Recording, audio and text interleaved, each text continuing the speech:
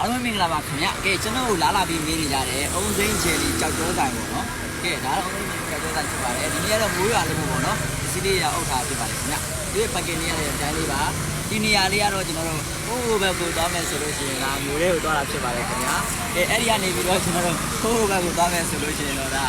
မျိုးတစ်ပတ်သွားတဲ့ဘက်ဖြစ်ပါတယ်။ဒီနေရာတော့ကျွန်တော်တို့ဘာသာရေးပေါ့နော်ဒါ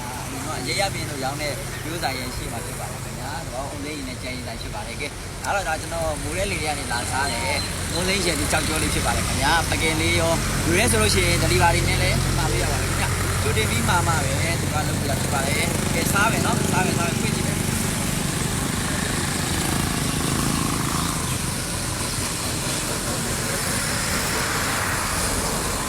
ကဲဒါကျွန်တော်တို့အေးလေးနဲ့မူမွေးလေးစားမှာဖြစ်ပါတယ်ခင်ဗျာ။တဘာဝအုံစိမ့်ချယ်ဒီကြောက်ကြောပေါ့နော်။ဒါအေးလေးဖြစ်ပါတယ်ရေခဲစိန်ထားတာပါခင်ဗျာ။အော်ကျွန်တော်ကတက်လိုက်လေးတန်းနေပေါ့နော်။ဒီနားမှာနော်။လုံးဝပေါ်လိုက်မယ်ပေါ့နော်။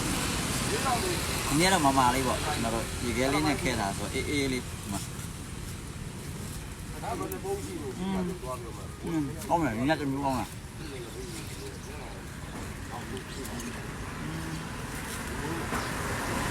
ဟိုကနာရိုင်းမှာအပန်းဖြင်းနဲ့ဒီသားနဲ့ချစ်သူနဲ့နှစ်ယောက်တယောက်တစုံစီခွန်ပြီးတော့စားလို့ရတယ်နော်။ဒီချင်းခံနဲ့တယောက်တစုံစီခွန်ပြီးစားလို့ရပါတယ်။ဒီသားမဖြစ်တဲ့သူတွေလည်းတယောက်ထက်လာပြီးတော့စားလို့ရပါတယ်။ခင်ဗျားလို့ပေါ့။ကျွန်တော်တို့ပေါ့။တော့ဖလက်ခဲ့။တလုံးကိုသူက6000ပါခင်ဗျာ။တလုံးကို6000ပါ။မျိုးရင်းဆိုလို့ရှိရင် delivery ကြီး